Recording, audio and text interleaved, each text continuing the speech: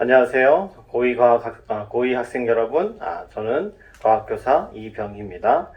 오늘 이번 주는 피치 못할 사정으로 온라인으로 여러분을 만나 뵙게 돼서 반갑습니다. 여러분들, 오늘은 생명 시스템에 중에서 물질 대사와 생체 촉매에 대해서 배워보도록 하겠습니다. 오늘 지금 일부 학생들은 배운 것도 있지만 복습 차원에서 한번 같이 나가겠습니다. 자, 보겠습니다. 물질 대사라고 하는 건데요. 자, 물질 대사라고 하는 건 뭐냐면 우리 몸에서 일어나는 모든 생명체 화학 반응을 물질 대사라고 합니다.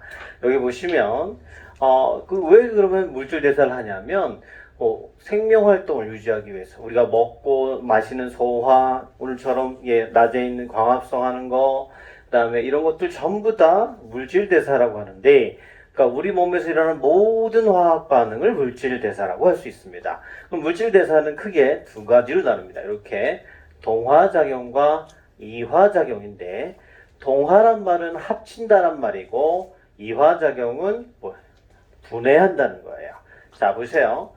자, 물질을 합치려면 뭐가 필요하냐? 에너지가 필요해요. 그래서 동화작용은 흡열 반응이고 이화작용은 나눠야 돼. 그러면 아까 합쳐졌던 에너지가 나눠지는 거예요. 그래서 뭐라고 하면 에너지를 내보내는 발열 반응이라고 합니다. 그러면 동화작용과 이화작용이 뭔지 한번 보겠습니다. 자, 동화작용은 보세요. 동화작용은 작은 분자로 큰 분자로 하는 것, 흡열 반응이라고 하는 거고요. 광합성이나 단백질 합성이고요. 이화, 아까 보셨어요. 이화는 나눈다라고 했습니다. 그럼 보세요. 큰 분자를 작은 거, 큰 거를 작은 거로 나누는 것을 이화작용이라고 해요. 그래서 합치려면 에너지가 흡수하는 흡열 반응이고, 이화작용은 있던 에너지가 나와야 되니까 방출하니까 발열 반응입니다.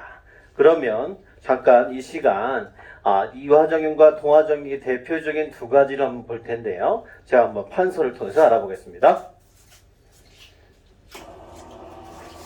자, 같이 좀 볼게요. 동화작용과 이화작용에 대해서 볼게요.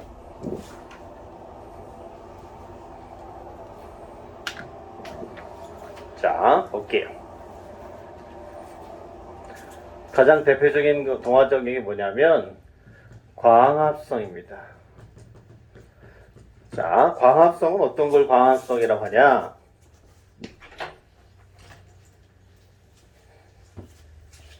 자, 광합성은 어디서 난다고요? 미토콘드리아에서 일어나요. 자, 광합성은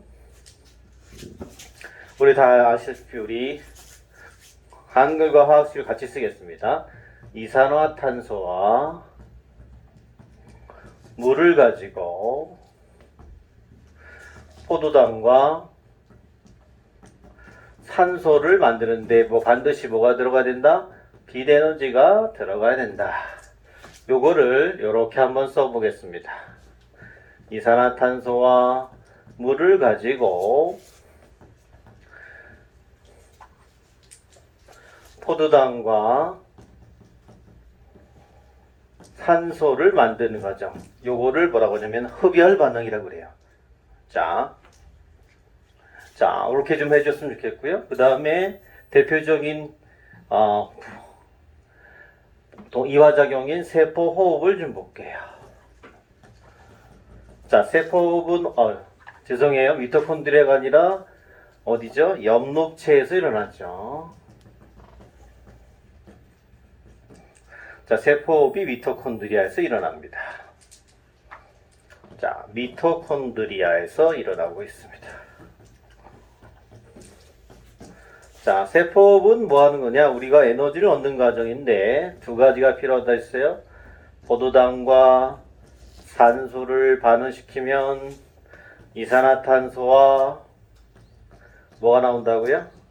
물과 중요한 거, 에너지가 나오는 거죠. 그럼 포도당, 이거의 정반대 반응입니다. 포도당과 산소를 가지고 이산화탄소와 물을 만드는 반응입니다. 요게 세포호흡입니다. 자, 보세요. 여기는 그림에서 보시다시피 어떻게 되냐? 에너지가 들어가야 돼요. 그래서 광합성은 동화작용인 거예요. 그리고 흡열 반응인 거죠. 에너지가 들어가야지만 반응이 일어나니까. 근데 여기 보세요. 세포호흡은 에너지가 나와. 이 에너지로 우리가 먹고 산다. 동물과 식물 전부 다 이거 에너지로 산다 그랬어요. 그래서 얘는 뭐예요? 이화작용인 거예요. 그걸 발열 반응이라고 하죠. 에너지가 나오는 반응이니까 발열 반응이라고 합니다. 이게 가장 중요한 겁니다. 우리 몸에서 제일 중요한 화학 반응을 꼽으라고 하면 식물에서는 광합성이고 모든 생물체에서는 세포호흡이라고 하는 거죠. 이거는 미토콘드리아에서 일어나고 있습니다. 자, 이걸 꼭 알아두셨으면 좋겠고요. 그러면 다시 한번 그림을 보면서 이야기하겠습니다.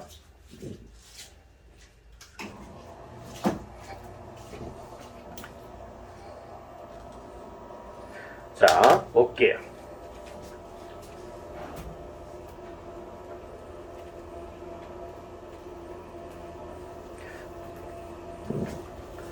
자, 보시면 동화작용, 광합성은 작은 분자를 큰 분자로 만들기 때문에 흡열 반응이고, 이화작용인 세포호흡은 포도당을 분해해서 에너지를 얻기 때문에 발열 반응이라고 하는 겁니다. 그래서 그 이화작용은 뭐예요? 에너지가 나오는 발열 반응이고, 동화작용은 에너지를 내보내는 그런 과정입니다. 그래, 에너지 흡수해야 되기 때문에 흡열 반응이라고 하는 거예요. 그게 물질 대사는 크게 두 가지가 있는데 뭐냐? 동화작용과 이화작용이 있다는 거 꼭 알아두셨으면 좋겠습니다. 안타깝지만 제가 꼭 다음 시험에 꼭 내도록 하겠습니다. 자, 그럼 다음을 좀 볼게요. 그 다음을 좀 보시면요. 자, 그러면 우리 몸에서 물질 대사가 일어나는데 두 가지가 있어요. 자, 세포호흡이라고 하는 것과 그 포도당을 분해하는 방법을 세포호흡이라는 방법과 연소라고 하는 방법을 두 가지를 좀 쓰려고 하는데, 잘 보세요. 연소는 태우려면 기본적인 조건이 온도가 있는데 400도가 넘어야지만 포도당을 태울 수가 있습니다. 그러면 한꺼번에 에너지가 많이 나오는데, 연소를 해도 이산화탄소와 물이 나오고요. 세포호흡을 해도 이산화탄소와 물이 나옵니다. 그런데 생명체는 연소라고 하는 것을 가지고는 전혀 사용할 수가 없어요. 그럼 왜 사용할 수가 없느냐? 라고 하는 걸 지금부터 볼게요. 왜냐? 생명체는 보통 사람을 치자면 36.5도 정도에서 체온을 유지합니다. 400도를 견딜 수가 없어요. 그러면 연소를 반응에 못 써요. 그래서 어떻게 쓰냐? 이렇게 쓰는 거예요. 자, 세포호흡이라고는 어떻게냐? 간단히 이렇게 보세요. 여기 좀 잘 보세요. 같이 봐봐요. 여기 보시면 포도당을 조금씩 분해를 합니다. 요때 나오는 에너지를 가지고 우리가 쓰는 거예요. 요걸 이제 생명과학 1에서 우리는 이제 ATP라고 하는 에너지라고 하는 걸 우리가 배울 거고요. 여기서는 그것까지는 안 나가지만 보세요. 여기서 이만큼의 나올 때 에너지, 여기서 나올 때 에너지, 여기서 에너지라는 거예요. 그래서 이렇게 단계별로 에너지를 채우려면 400도에서 화학 반응이 일어나는 걸 37도인 우리 체온에서 하려면 잘 안 일어나요. 그래서 뭐가 필요하냐? 촉매가 필요해요. 이 촉매라고 하는 건 뭔 뜻이냐? 화학 반응이 잘 일어나거나 안 일어나도록 도와주는 역할을 하는 게 촉매고, 그 촉매가 몸에 있다래서 생체 촉매라고 합니다. 이 생체 촉매를 우리는 효소라고 부릅니다. 효소. 그 효소를 우리가 바로 다음 시간에 배울 거고요. 자, 이렇게 단계적으로 나오는 에너지, 이 에너지로 우리가 지금 살고 있다는 거 꼭 알아두셨으면 좋겠고요. 이렇게 생명체 밖에서는 연소라는 방법인데, 이 연소라는 방법은 쉽지 않습니다. 왜냐? 다량의 에너지가 한꺼번에 나오지만 높은 온도 때문에 하지 않습니다. 그래서 우리는 가장 쉬운 방법인 뭘 쓴다고요? 자, 호흡이라는 방법을 쓴다라는 거 알았으면 좋겠습니다. 자, 그러면 아까 얘기했던 촉매에 대해서 좀 볼게요. 자, 생체 촉매라고 하는 것은 생명체에서 물질을 합성하거나 분해할 때 촉진하는 물질을 효소라고 하는데, 이 효소를 우리가 생체 촉매라고 하는 거예요. 생명의 다양한 물질을 효소가 돼요. 우리 효소가 뭐 소화효소도 있고요, 호흡효소도 있고요, 단백질 분해 효소도 있고 여러 가지 효소가 있습니다. 그 역할하는 게 이제 촉매라고 하는 겁니다. 촉매.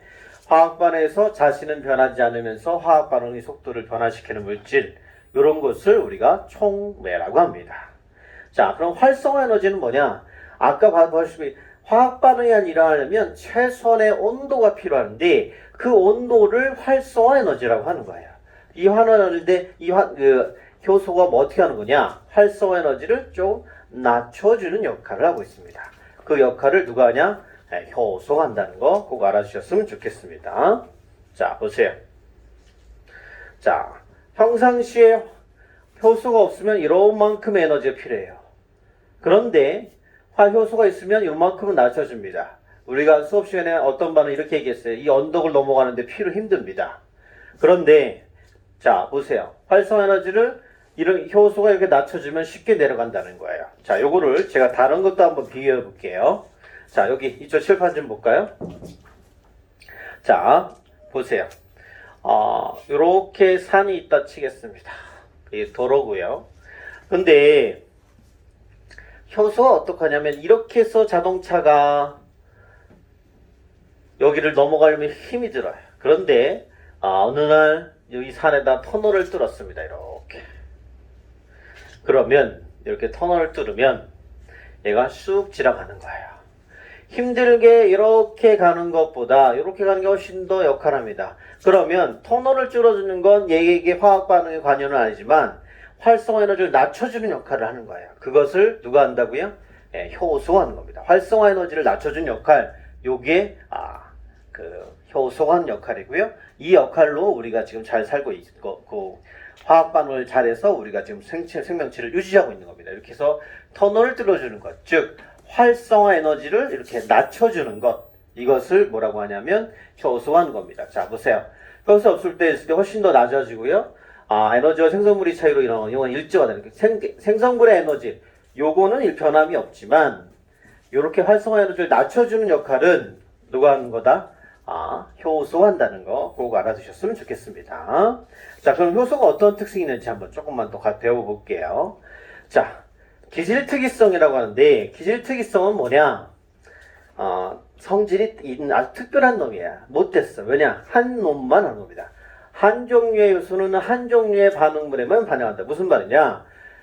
단백질 분해 요소는 단백질만 분해하고 탄수화물 분해 요소는 탄수화물만 분해하고 소화 호흡 요소는 호흡에만 관여하지 다른 거에는 관여를 전혀 하지 않는다라고 하는 겁니다. 이 얘기는 무슨 얘기냐? 효소가 반응물을 이렇게 분해를 합니다. 이렇게 생성물을 만들어서. 그런데 이 화학물들은 다른 놈은 전혀 반응하지 못한다는 거예요. 그래서 대표적인 게 아밀레이스는 침에 있는 녹말 분해 요소입니다.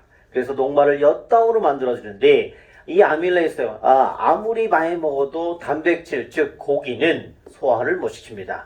간혹 아주 좋은 고기를 먹으면 입안에서 사르르 녹는다는 표현을 쓰는데 그럴 수 없어요. 탄수화물은 입에서 소화할 수 있어요. 침에 의해서 소화가 가능하지만 단백질은 소화가 되지 않습니다. 혹 그냥 먹기 좋게 넘어간다는 뜻이지 딱 질기지 않는다는 뜻이 소화는 되지 않습니다. 단백질은 위랑 소장에서 소화 가능한 거죠. 자, 그 다음에 보세요. 효소는 자 생성물을 딱 끝났어요. 그러면 요 놈은 그대로 있어요. 그래서 효소의 재사용이라고 하는 거예요. 무슨 얘기냐? 아밀레이스를 먹어서 동물을 소화하고 쭉 내려갔어요. 그러면 아밀레이스는 다시 흡수돼서 침후에서 다시 사용이 가능합니다. 효소의 재사용은 화학 반응에 관여를 하지 않았기 때문에 다시 사용할 수 있다라고 하는 것이 가장 큰 특징이라고 볼 수가 있습니다.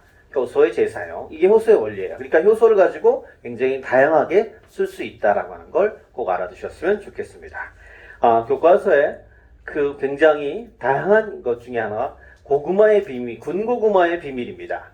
고구마에는 녹말을 분해할 수 있는 아밀레이스라고 하는 효소가 들어있어요. 자, 녹말 아밀레이스가 어떻게 하냐? 잠깐 여기 좀 볼까요? 여기 좀 볼게요. 자,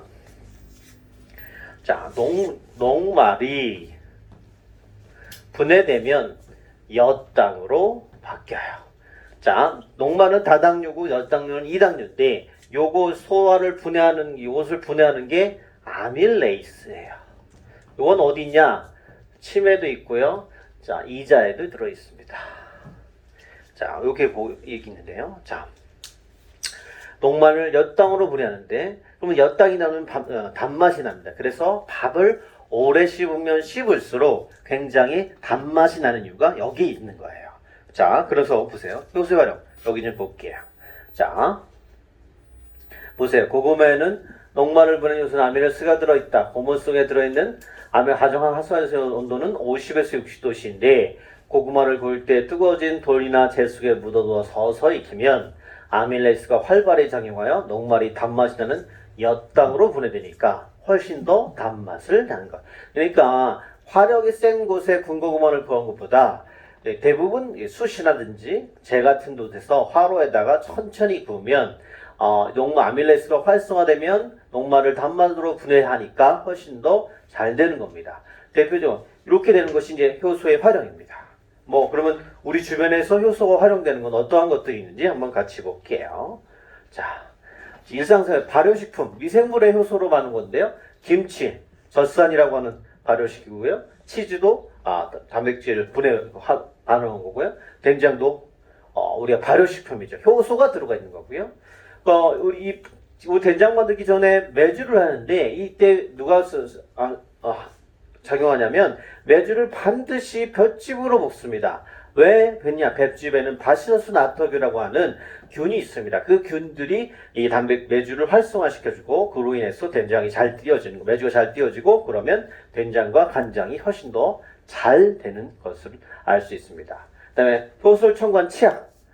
우리 치약에는 이렇게 해서 여기 있는 단백질 분해 요소인 치석 같은 것들을 잘 제거할 수 있게 해주고요. 화장품, 세제 같은 거 다 효소를 응용한 물질이고요. 연육제라고 하는 건 아시죠? 고기를 연하게 한다는 거거든요. 대표적인 게 키위, 파인애플, 여기는 없지만 배. 이런 것들에 우리가 고기를 재놓는다고 하는데 그러면 고기가 훨씬 더 부드러워지는 것을 우리가 알 수 있습니다. 자, 그 다음에 단백질 분해 요소 같은 것들이 들어있고요. 그 다음에 식혜, 엿기름 요소. 엿기름은 어떻게 만드는지 아시죠? 보리로 만드는데 거기에 아밀레이스가 들어있기 때문에 엿기름을 넣으면 밥알이 발효돼서 엿당으로 그래서 단맛이 나죠. 사실 집에서 하는 식혜는 좀 단맛이 덜하지만 시중에 판매하는 것이 단맛이 많이 나는 이유는 거기에 당을 많이 첨가했기 때문에 그렇습니다. 그 다음에 의약품도 소화제, 탄수화물 분해효소라든지 단백질 분해효소, 지배 분해효소를 가지고 가고요. 그 다음에 혈전용해제. 혈전용해제는 뭐냐면 지방이나 단백질 같은 게 혈액에 있으면 안 되기 때문에 그런 것들을 분해하는 겁니다. 근데 안타깝게 혈전용해제를 많이 쓰면 수술하기 전에는 피가 굳지 않기 때문에 수술하기 전에 끊고 해야 되는 건 다 알고 계시죠. 그 다음에 소변검사진 산화효소 이용한 거고 혈당 측정기는 포동 산화를 한 거고 다 효소를 이용한 거고요. 그 다음에 섬유, 의류, 가전등의 제품에 효소를 이용하면 첨가지 탈색.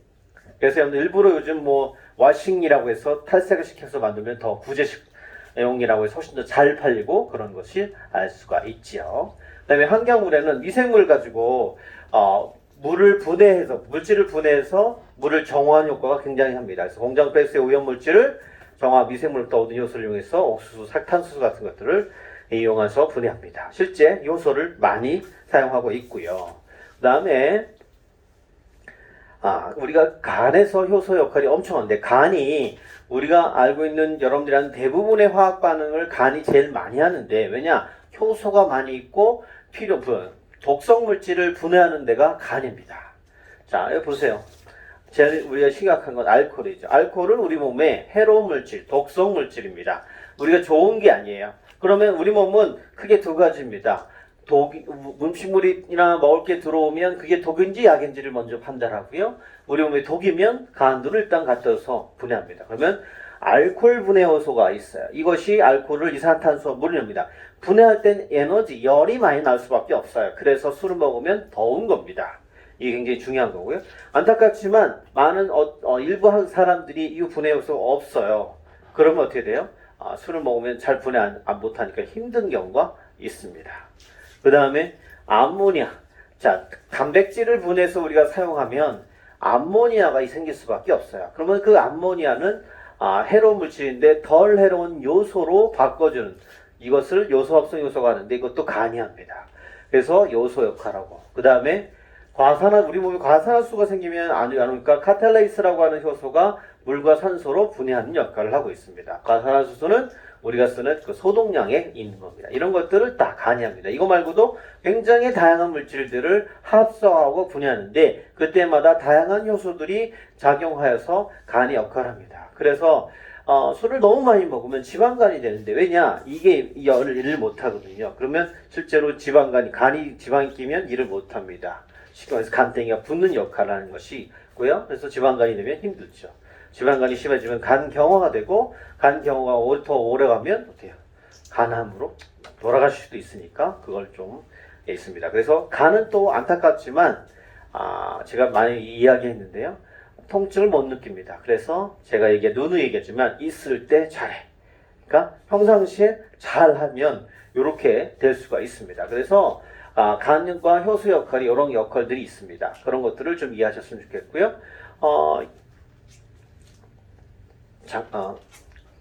여기 이렇게 된다는 걸 좀 알아두셨으면 좋겠습니다. 요 간에서의 효소들은 이런 게 굉장히 다양한 효소들이 있다는 걸 좀 알아두셨으면 좋겠고요. 이 효소들을 인해서 우리가 활성화되고 있는 것들입니다. 그래서 술을 많이 먹게 되면 혈액 빨개지는 이유도 혈액순환을 빨리 해서 간으로 가는 겁니다. 일부 의사들이 와인을 먹으라는 건데 술이 들어가면 혈액순환을 빨리 하는 거거든요. 그러면 훨씬 더 좋기 때문에. 근데 혈액순환을 빨리 하는 건 운동을 통해서 하는 것이 훨씬 더 좋기 때문에 개인적으로는 그걸 활용하는 걸 더 좋은 것 같습니다. 자, 그 다음 볼게요. 생명 시스템의 흐름인데, 요거는 이제 그 3단원인데, 여기서는 쉽게 말해서 유전자, DNA가 뭔지를 좀 알아두셨으면 좋겠습니다. 여기에서는 DNA가 어떤 것들인지를 좀 먼저 알고 넘어갈게요. 자, 유전자와 DNA와 유전자가 도대체 뭔지를 모르겠는 분들이 굉장히 많은데, DNA는 생물의 형질을 결정하는 것은 이제 유전자인데, 유전 정보는 DNA에 저장되어 있고, 그 DNA에서 있는 일부가 뭐라고 하냐면, DNA를 유전 정보들은 총칭하는 거라면, 그 일부를 유전자라고 하는 겁니다. 그러니까 유전자가 모여서 DNA가 된다라고 이해하시면 좀 더 이해가 빠를 것 같고요. 자, 여기 보십시오.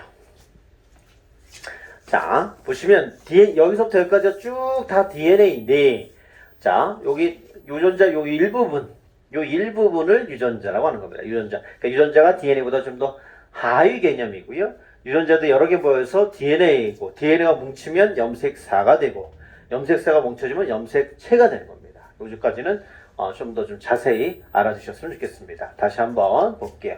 요 DNA가 두 가닥인 거 다 배웠어. 이중나선 구조라는 거. 유전자가 이렇게 된 것이 유전자 하나고, 여기에 정보 하나가 단백질을 하나 만들고, 유전자는 단백질 A를 만드는 요 정보가 들어있는 겁니다. 그래서 DNA 안에는 유전 정보가 들어있는데 그 유전 정보는 뭘로 되어 있냐? 단백질을 만드는 겁니다. 자, 보세요. 단백질과 결합한 형태. 여기 보시면 동그란 것들이 이제 단백질이고요. 요것을 이제 이렇게 감겨 있습니다. 왜 감겨 있냐면 엉키면 안 되잖아요. 그래서 엉축되어 있고 응축 이렇게 됐다는 거고요. 항부자 DNA 수많은 유전자가 들어있다는 건 알아두시면, 응이 아니라 DNA입니다. 각 유전자에는 특정 단백질이 정보가 저장되어 있습니다. 그 다음에 한번 볼게요. 여기 보세요. 자, 유전자와 단백질의 특징이 뭐냐? 잘 보십시오. 눈동자가 갈색이고 파란색인데, 갈색이면 갈색을 유정하는 유전자가 이제 멜라닌 협성 요소인데, 멜라닌 수가 많으면 이렇게 갈색을 띠고, 이게 적으면 파란색을 띌 수 있어요. 멜라닌 수가 제일 많으면 검은색을 띠고요. 그래서 백인과 흑인의 가장 큰 차이는 멜라닌 피부를 결정하는 유전자 중에 멜라닌색 수가 많으냐 적으냐의 차이고 있습니다. 그래서 보시면 유전 정보에 따라 이제 멜라닌 합성 요소가 많으냐 저장합니다. 근데 이런 것들은 누가 결정해줘? 자기가 결정할 수 없어요. 그건 뭐예요? 부모, 아버지와 어머니에게 눈의 색깔을 결정하는 유전자를 물려받아야 되는데, 어떤 사람은 파란색을 받고, 어떤 사람은 노란색을 받고, 어떤 사람은 회색, 멜라닌색이 많으면 검은색, 이렇게 다양하게 만들어지는 거죠. 실제로 백색증이라고 하는 분이 있는데, 그분은 눈동자도 거의 흰색으로 보입니다. 머리가 휘고 피부도 희한. 그건 뭐 유전연적 요인으로 있기 때문에 그런 거고요. 멜ano셀 색소를 전혀 못 만들어서 그런 특징을 갖는 사람도 있습니다. 그래서 이렇게 유전자가 다르면 다른 유전자를 만들 수 있다. 그것이 가장 핵심 포인트고요. 그래서 부모에게서 어떤 유전자를 물려받느냐, 그게 제일 중요한 특징을 갖고 있습니다. 그걸 좀 알아두시면 좋을 것 같고요. 자, 갈색이냐, 파란색이냐, 그 눈동자가 제일 중요합니다. 자, 다음 보겠습니다. 자, 그럼 유전자에 문제가 생길 수가 있어요. 그럼 어떻게 돼요? 유전자에 이상이 생기면 단백질이 제대로 만들어지지 못하고, 그러면 효소가 제대로 작용을 못하겠죠. 자, 효소가 유입되거나 세포를 우선 단백질 정상으로 만들어지지 않는 유전 결혼 질환이 나타날 수 있습니다. 그래서 유전자의 질환이, 유전적 질환은 유전자에 문제가 생겨서 선천적으로 태어날 때부터 문제가 생기는 병들이 있을 수가 있습니다. 자, 그러면 여기에서 유전자와 DNA가 어떠한 형태를 띠고 있는지 그거를 좀 잘 기억했으면 좋겠고요.